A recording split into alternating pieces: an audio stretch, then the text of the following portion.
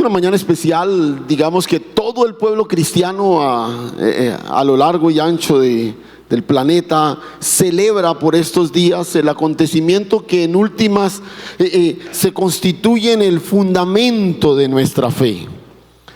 Pero quizás mi pregunta en esta mañana como reflexión es, ¿entendemos con claridad lo que representa el evento, el mensaje de la cruz?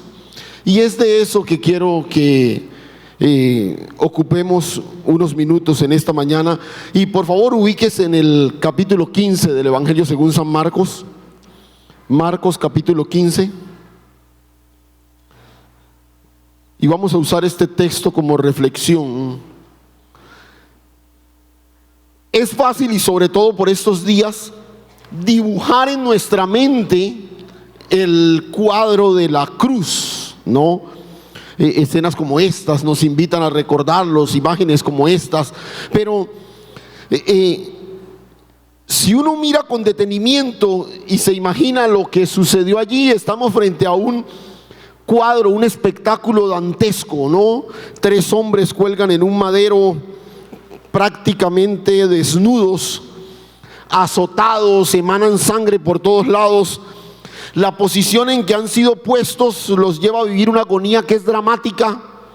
Sienten que las hemorragias internas los ahogan, pero cualquier movimiento intensifica el dolor. Entonces quedarse quieto es acelerar la muerte, pero moverse es incrementar el dolor. Y de alguna manera son como el espectáculo para todos los que están allí. Allí, en el centro de ese cuadro, de ese escenario, está nuestro Señor. Pero nota, esa imagen tan horrorosa por su dolor y todo lo demás, a la vez es la más hermosa visión de lo que representa el amor de Dios para con nosotros. Ese cuadro medio, y perdónenme la expresión, medio terrorífico por la sangre por todos lados, también, repito, representa el más precioso sacrificio del que hemos sido objetos, y es el sacrificio de nuestro Señor. Pero reitero, hoy quiero que usemos estos minutos para tratar de ampliar nuestro entendimiento sobre lo que este cuadro representa para nosotros. Porque escúchame, si yo miro a la cruz y solamente veo ese sacrificio como el pago que se hizo por mi salvación, por mi rescate, por mi redención, entendí solamente un pequeño porcentaje de lo que eso representó. Porque escúchame, el centro de ese sacrificio no eres tú, no soy yo. El centro de ese sacrificio es el cumplimiento del propósito de Dios en Cristo Jesús. Acompáñame entonces a Marcos capítulo 15. Vamos a leer a partir del verso 21.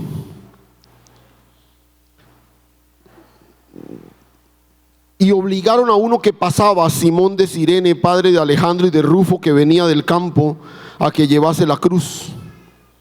Y le llevaron a un lugar llamado Gólgota, que traducido es lugar de la calavera, y le dieron a beber vino mezclado con mirra, mas él no lo tomó. Cuando lo hubieron crucificado, repartieron entre sí sus vestidos, echando suertes sobre ellos para ver qué se llevaría cada uno.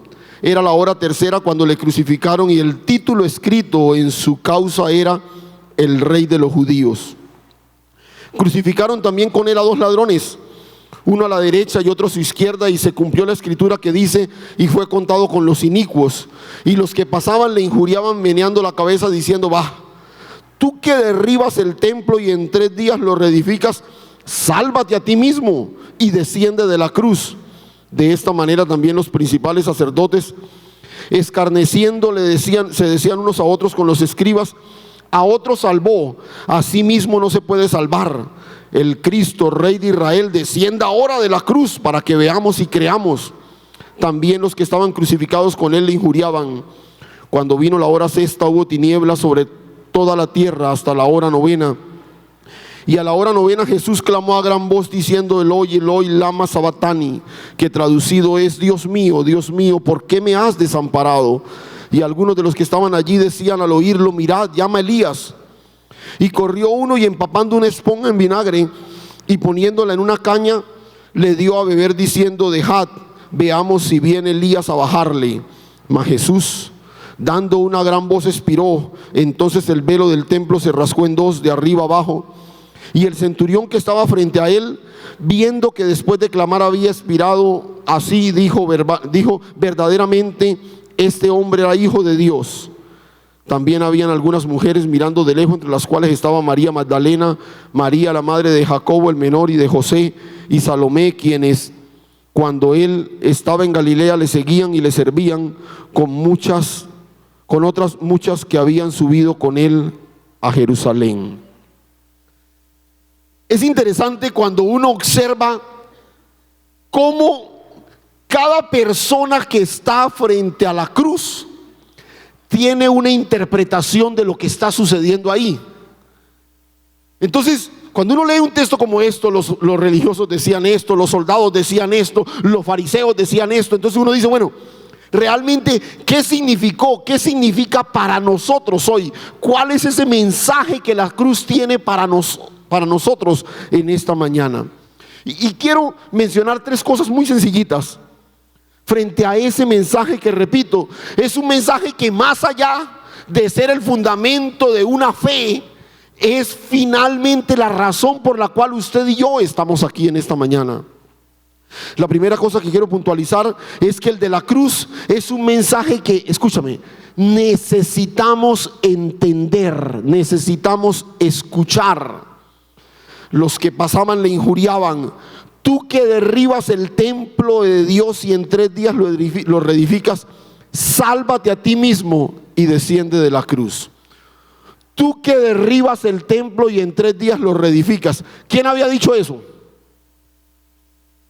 ¿Por qué ellos citan esas palabras? ¿Quién había dicho eso? ¿Quién hizo esa declaración? Jesús. Jesús mismo públicamente se había parado cuando hablaban de la majestuosidad del templo. Dijo: yo lo destruyo y en 3 días lo reedifico. Es más, al final, el último día que estuvo en el templo, salió y dijo: vea, de esa edificación no quedará piedra sobre piedra. Eso lo había dicho el Señor. Ahora, estos que están ahí toman lo que Él mismo había dicho y lo señalan de alguna manera en medio de un comentario sarcástico, ¿no?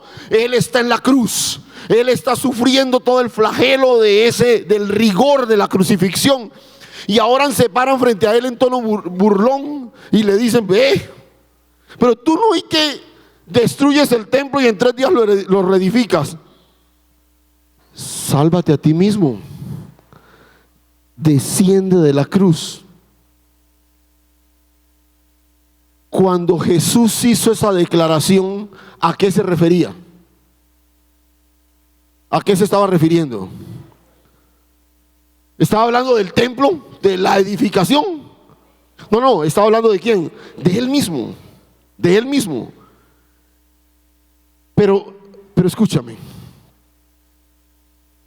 toman lo que Jesús dijo para, en una errónea interpretación, con todo un tinte de sarcasmo, torcer de manera caprichosa aquella declaración del Señor.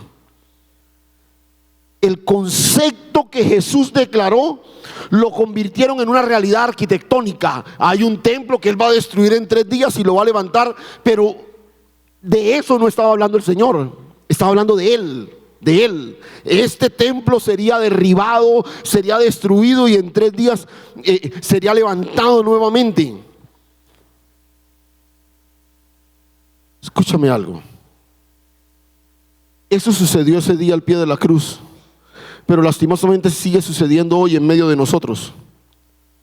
Tú y yo escuchamos lo que el Señor dice y tenemos nuestra propia interpretación.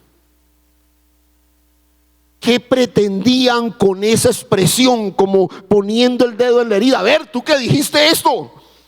De alguna manera pretendían convertir el escenario del Calvario en una especie de espectáculo. Vamos a ver si se puede bajar. Quizás si lo herimos en su propio orgullo, Él va a reaccionar y nos va a mostrar lo que queremos ver. Pero el Señor jamás se refirió a eso. Solo que ¿qué? Que no lo entendieron. No lo entendieron. Porque muchas veces cuando escuchamos la voz del Señor, estamos simplemente entendiendo lo que queremos oír, no abriéndonos a recibir lo que Él ha declarado. Las personas siguen usando la palabra de Dios para que les diga lo que quieren escuchar. Interpretamos la escritura a nuestra propia conveniencia. Y vuelvo y repito, sucedió al pie de la cruz, pero sigue sucediendo todos los días en medio de nosotros. Usted y yo abrimos la escritura para tratar de confirmar lo que queremos que Dios nos diga, pero pocas veces abiertos a escuchar lo que Él tiene para nosotros. Por eso te decía, este es un mensaje que necesitamos escuchar, que necesitamos entender. Otra vez, es bonito ver la cruz y decir, yo fui el objeto de ese sacrificio, pero nos cuesta trabajo. Por ejemplo, la cruz pagó mi redención, yo soy libre. Sí, pero esa es una parte del mensaje. Escúchame, la cruz pagó mi redención y ahora le pertenezco al Señor. ¿Ves? Es tratar de verlo como Dios lo anunció, no como yo quiero interpretarlo. Hemos espiritualizado, materializado, tergiversado, alterado y cambiado lo que Dios ha dicho, porque queremos acomodarlo a lo que anhelamos oír. El telón del Gólgota se abre una vez más frente a nosotros para recordarnos que lo que yo necesito es la palabra que sale de su boca, aunque vaya en contra de lo que yo quiero escuchar. Aunque en un momento determinado venga a incomodar mi bienestar, yo necesito y vivo por toda palabra que sale de su boca. Este es un mensaje que yo debo escuchar. Pero el segundo aspecto que quiero recordar de este mensaje de la cruz es que además de ser un mensaje que debo escuchar, que debo entender, es un sacrificio que debo valorar. Este es un sacrificio que debo valorar. Mira lo que dice el texto. Los principales sacerdotes, escarneciéndole, se decían unos a otros salvó, y asimismo no se puede salvar. Yo pienso que este fue un elemento como de expectativa para todos los que estaban ahí. Mucha de la gente que estaba ahí lo vieron levantar paralíticos, lo vieron abrir los ojos de los ciegos. Muchos comieron de esos 5 panes que multiplicó para miles de personas. Entonces algunos estaban ahí con la expectativa de que, este hombre a última hora va a sacar el as debajo de la manga. Pero nadie se atrevía a decirlo. Los sacerdotes sí, los religiosos sí. Y lo curioso es que cuando uno tiene alguna duda frente a algún evento bíblico, teológico, ¿a quién acude para despejar la duda? ¿A quién? A los líderes, a los religiosos, a los pastores, a los maestros, a los líderes. Si en ese escenario hay un grupo de religiosos, yo creo que los que estaban ahí, que no podían entender lo que estaba pasando, cómo es que ese tipo que ayudó a tanta gente ahora lo están martirizando de esa manera. Si alguien tenía una pregunta, ¿quiénes eran las personas claves como para buscar una respuesta? Los fariseos, los religiosos que están aquí. Venga, hermano, ¿y esto por qué? Yo no entiendo. Sin embargo, son ellos los que de alguna forma están diciendo, vea, ¿y por qué a otro salvó? ¿Por qué no se salva a sí mismo? Y escucha, salvarse a sí mismo. Bueno, la pregunta es, ¿usted cree que él podía salvarse a sí mismo? No, poquitos. ¿Usted cree que él podía salvarse a sí mismo? Claro. Pero salvarse a sí mismo Era la mejor opción para escapar de esa tortura brutal. Él tenía la capacidad de hacerlo.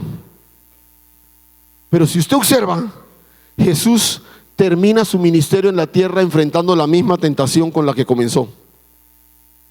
¿Usted recuerda el escenario del desierto? Cuando fue tentado por Satanás. ¿Qué le propuso Satanás? Satanás le propuso: usa tu poder para tu beneficio personal. ¿Tienes hambre? Convierte las piedras en pan.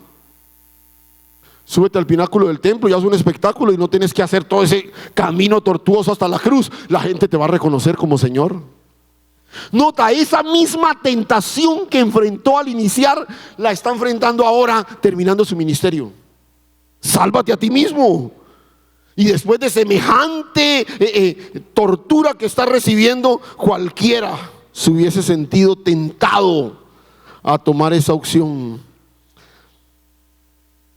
Si en la cruz Jesús se salva a sí mismo, indudablemente el revuelo que se hubiese causado hubiera sido indescriptible.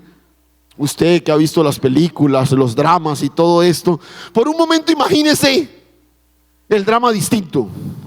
El Señor está ahí en la cruz, sangrado completo, que no puede respirar casi y todo lo demás, y de un momento a otro ¡puf! ¡Puf! Se suelta y se baja. No, ustedes querían matarme a través de este método, aquí estoy. ¿Se imagina lo que hubiera pasado? Alguien debería hacer una película así, ¿cierto? Como para ver cómo entendemos la crucifixión desde la mentalidad del fariseo. Pero eso, repito, hubiera causado un revuelo. Las autoridades hubieran venido, los sacerdotes hubieran tenido que brindar una explicación, alguna cosa hubiera pasado. Seguramente mucha gente hubiera caído de rodillas en ese momento diciendo: uy, este tipo definitivamente tiene algo. Pero se quedó ahí, porque salvarse a sí mismo hubiese transformado la mentalidad de quienes estaban allí por razón del espectáculo, pero permanecer allí era garantizar que el amor de Dios pudiese alcanzarnos a todos nosotros. Aleluya. Por eso se quedó ahí. Por eso se quedó ahí. Pero es interesante que la expresión burlona de los fariseos tiene también de alguna manera un reconocimiento. ¿Qué le dicen? ¿A otros qué? ¿A otros qué? Salvó. Estos que fueron los archienemigos del Señor durante todo su ministerio, el día de su sacrificio están reconociendo que a otros salvó. A otros salvó. Porque escúchame, un dogma puede discutirse, una doctrina puede aceptarse o rechazarse, un sistema teológico puede ser motivo de especulación, pero un acto tan profundo de amor como este solo puede reconocerse. Solo puede reconocerse, y fue reconocido aún por sus enemigos. A otros salvó. Pero aquí viene la parte que es a la vez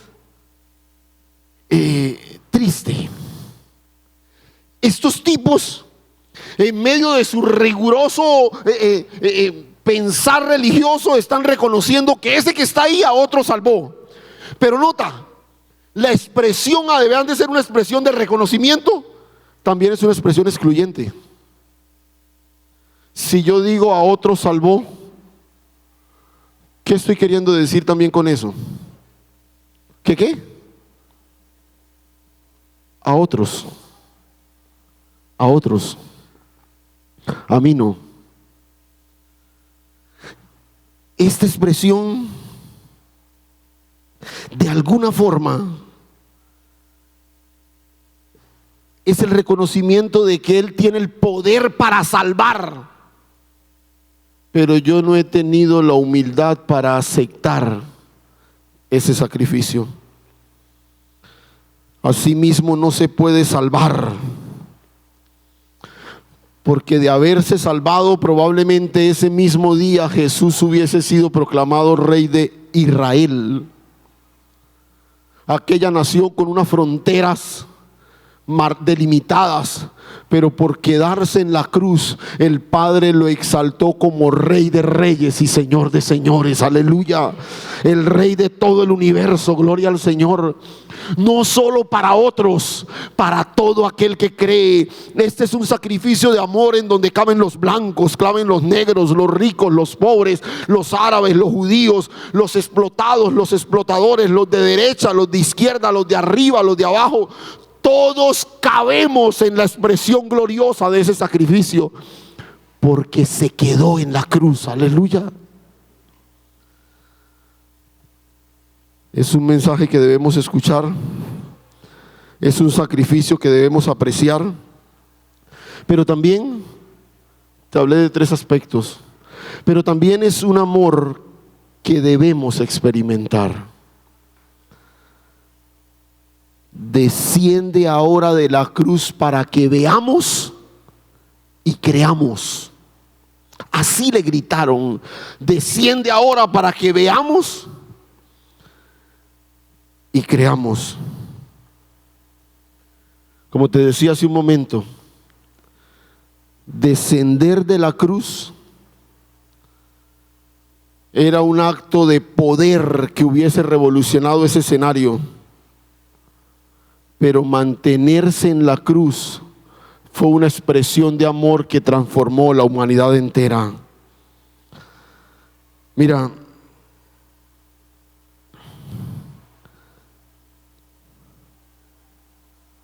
descender de la cruz era demostrar un poder sublime, pero quedarse en la cruz fue regalarnos un amor que nos redime.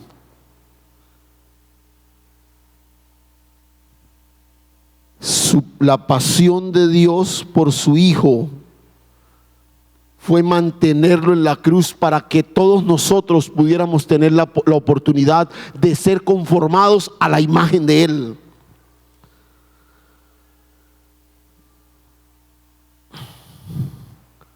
¿Por qué querían que se bajara? Porque querían ver el espectáculo, porque querían ver si podía, porque de alguna manera querían satisfacer su sed de experimentar algo nuevo. Terrible, ¿cierto? Pero no es tan distinto a lo que nos sucede hoy. Solo apreciamos al Señor por razón de lo que puede darnos. Solo le vemos, solo nos acercamos a Él por razón del milagro que puede hacer en nosotros. Ya no queremos que se baje de la cruz, pero sí que actúe en favor de lo que yo necesito, de lo que yo quiero, de lo que yo anhelo, de lo que yo estoy esperando. Todo el tiempo estamos en con esa mentalidad. Las personas hoy quieren milagros, quieren soluciones, quieren respuestas, pero les cuesta trabajo sujetarse a la grandeza de ese amor. La propuesta de una muerte sin cruz fue rechazada por amor. Escúchame, por eso no le pidas al Señor una vida sin cruz.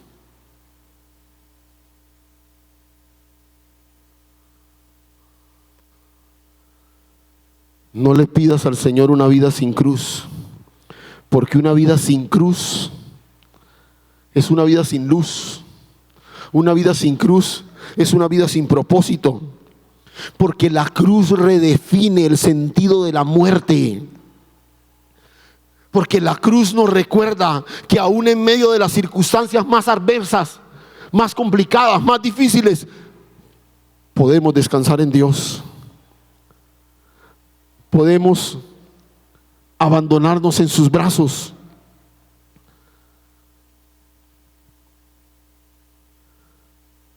La cruz nos recuerda que aún en los momentos más dolorosos, los que decidimos establecernos en Cristo, veremos siempre el cumplimiento de su propósito. Las penas nos enseñan, el dolor nos educa, la adversidad nos adoctrina. Cuando todas esas experiencias se viven en Él. Y escúchame, aún el Hijo de Dios no fue arrancado de los brazos de la cruz simplemente por amor. Por amor. ¿Por qué queremos una vida sin cruz? Porque al igual que los que estaban presentes en aquella escena, solamente estamos a la expectativa de esas cosas espectaculares que Dios pueda hacer en nosotros. Cuando vino la hora sexta, hubo tinieblas en toda la tierra hasta la hora novena. Y a la hora novena Jesús clamó a gran voz: Eloi, Eloi, lama sabactani, que traducido es: Dios mío, ¿por qué me has desamparado? Escuche lo que pasó. Mira el verso 39. Y el centurión que estaba frente a él, viendo que después de clamar había expirado, dijo: verdaderamente este hombre era hijo de Dios. Mira, hasta el final, hasta que el velo del escenario del Calvario se cerró, los observadores de la cruz no pudieron interpretar en forma correcta sus palabras. Hasta el final quisieron imponerle a Jesús su propia agenda. Bájate, sálvate, haz esto, haz lo otro. Y mira, hasta el final tuvieron la expectativa de que se bajara. Pero el Señor estaba aferrado al libreto celestial. Esta es una de nuestras grandes dificultades para entender el mensaje de la cruz. Porque hemos sido educados para tratar de que el Señor responda a nuestra agenda. Hemos sido formados con la expectativa errónea de que tenemos un Dios que está ahí listo para suplir lo que tú y yo necesitamos. Y al igual, repito, que los que estaban al pie de la cruz, todo el tiempo queremos imponerle a Jesús nuestra agenda y no estamos listos a sujetarnos a la agenda de Él. Sucedieron cosas espectaculares. Las tinieblas cubrieron el soleado escenario en un momentico. El velo del templo se rasgó de arriba abajo. Piedras se quebraron. Mateo registra que hasta muertos salieron de sus sepulturas. Pero lo más espectacular que el texto registra es lo que sucedió al pie de la cruz, con un soldado romano, un representante de ese sistema rígido, esclavista, que movido por lo que sus ojos vieron, entendió realmente quién era el personaje que estaba en la cruz. De todos aquellos que estaban allí, solo ese hombre que descartaríamos por completo, solo ese hombre pudo entender a cabalidad de qué se trataba eso. Eso que él acababa de ver era la exaltación del Hijo de Dios. Verdaderamente este es el Hijo de Dios. Todos los demás seguían esperando que sucediera lo que ellos querían. Todos los demás estaban a la expectativa de que en un momento iba a pasar lo que ellos esperaban. Hay muchos que transitan por la fe años, esperando que algún día Dios haga lo que ellos quieren. Se la pasan toda la vida alimentando la expectativa de que algún día Dios hará lo que están esperando. Y se han privado de ver la grandeza de todo lo que Dios quiere hacer al interior de tu vida.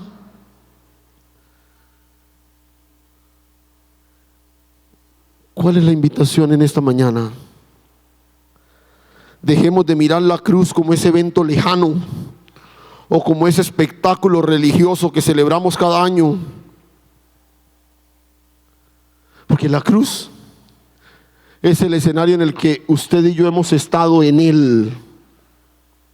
Y es el escenario al que Dios nos invita todos los días por razón de nosotros. Repito, usted y yo estuvimos en la cruz en él, para ser puestos en él. Pero la cruz es el escenario al que yo debo regresar todos los días por razón de mí mismo. La cruz no es solamente el regalo de Dios para los hombres. La cruz es el gran desafío de Dios para todo aquel que cree. La cruz es el lugar donde todo lo que representaba el primer Adán fue clavado y crucificado. La cruz es la frontera del primer Adán, para que a partir de la cruz sea manifestado en nosotros el postrer Adán, que es Cristo Jesús. Aleluya.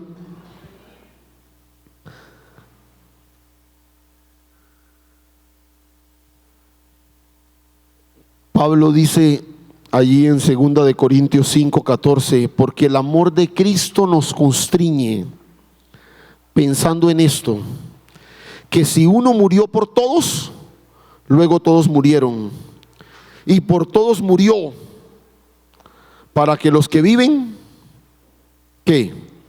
Ya no vivan para sí, sino para aquel que murió y resucitó por ellos.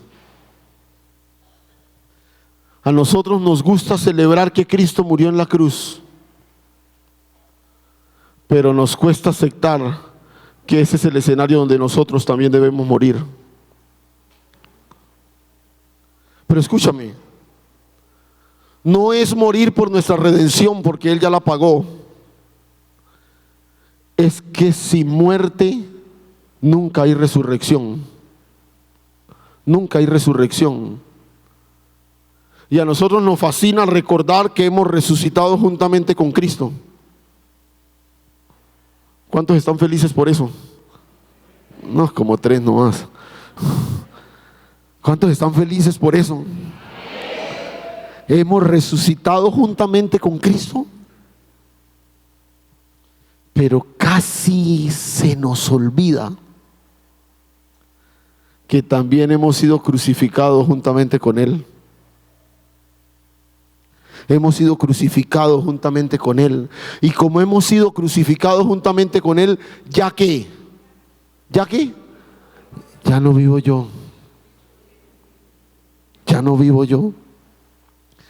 Este es el verdadero sentido del evento de la cruz. No que simplemente me recuerda que Cristo murió allí para mi redención. Sí, eso es espectacular, y eso en últimas es lo que le da sentido a mi existencia. Pero la cruz me recuerda que ya no vivo yo, que esto no tiene que ver con mi agenda, que esto no tiene que ver con lo que yo quiero, que esto no tiene que ver con lo que he anhelado toda la vida. Esto tiene que ver con que mi vida sea sujetada a la voluntad de Dios, y la agenda de Dios sea la que guíe todos mis pasos a partir de ahora. Ese es el verdadero sentido del evento de la cruz, donde toda independencia, todo egocentrismo, toda rebelión es tratado allí en la cruz. Y escúchame,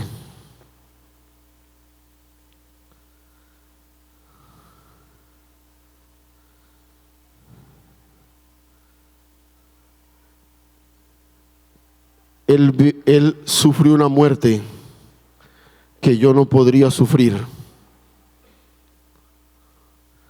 para darme una vida que de otra manera yo no podría vivir.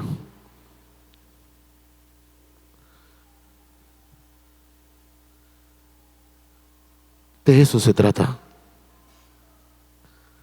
¿Sabes cuál es el gran problema del ejercicio de nuestra fe hoy? ¿Sabe cuál es el gran problema de las comunidades cristianas hoy? ¿Sabes cuál es el gran problema de las iglesias hoy? Que son iglesias llenas de personas vivas.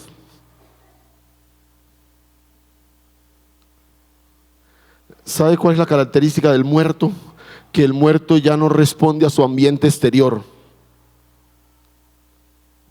O vaya al cementerio a ver si alguien responde. Y si responde, corra de ahí porque lo van a tumbar. El muerto ya no responde a su ambiente exterior. Ese es nuestro problema. ¿Por qué seguimos respondiendo a nuestro ambiente exterior? Porque no hemos entendido que con Cristo estamos juntamente crucificados y que ya no vivimos. Por eso no puedo soportar la ofensa de mi hermana.